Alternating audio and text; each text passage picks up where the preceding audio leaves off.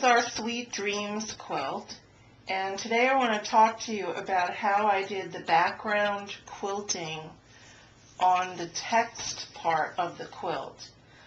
We used the book Susan Quilt's Best Friends for the pattern, but instead of putting in the word mother or friend or sister, we did Sweet Dreams. And instead of having a gridded background filler, we did almost a swirly paisley filler. And I just want to show you how I did that and how really easy it is to do. So what I have underneath my quilt here is a tracing of the lettering. And I'm going to use a red magic marker to show you what your stitching lines will be. So this black outline would be your applique fabric, and this red marker is your stitching line. The first thing I did was I stitched in the ditch all around the outline of the applique fabric. The next thing that I did was I stitched 1/4 of an inch away from the outline, which creates an echo.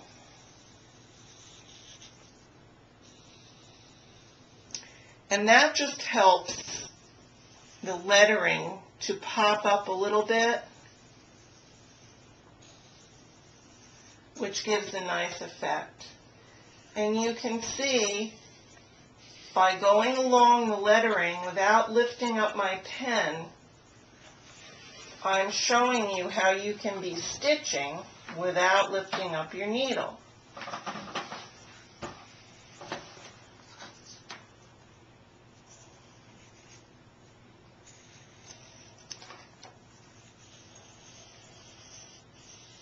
So I'm just going to echo this all the way down here.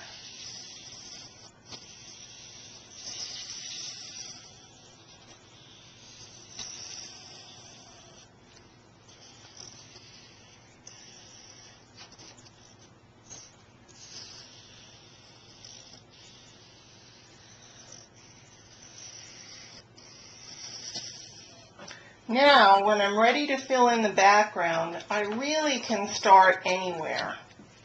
Doesn't matter where you start because you're going to fill in the whole thing. But just pick a point, maybe right here, and draw a tear shape, like a raindrop. It's like an upside down raindrop. And when you get back to the point, come back up again and echo that. And maybe do it a 3rd time.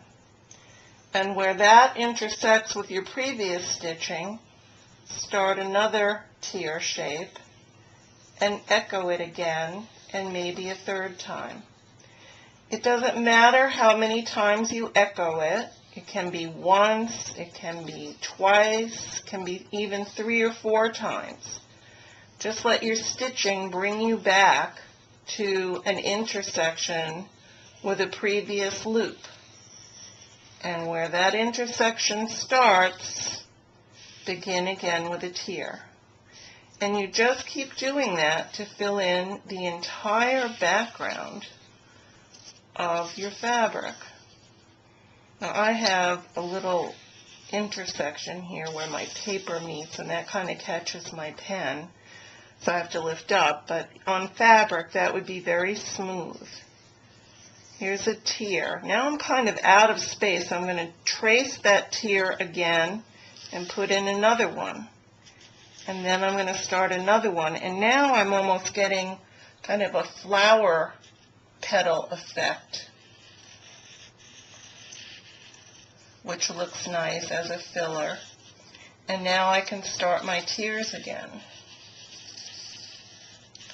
And I'll put 3, and then I can start another one here, and I can go back out and fill that in and start yet another one. And they do kind of change direction as you layer them. This time I think I'll put a 4th loop on to bring me back here. and I just keep going like this. And it can go as quickly with your needle as it does with the pen. And once you get this paper all filled in, you have some options.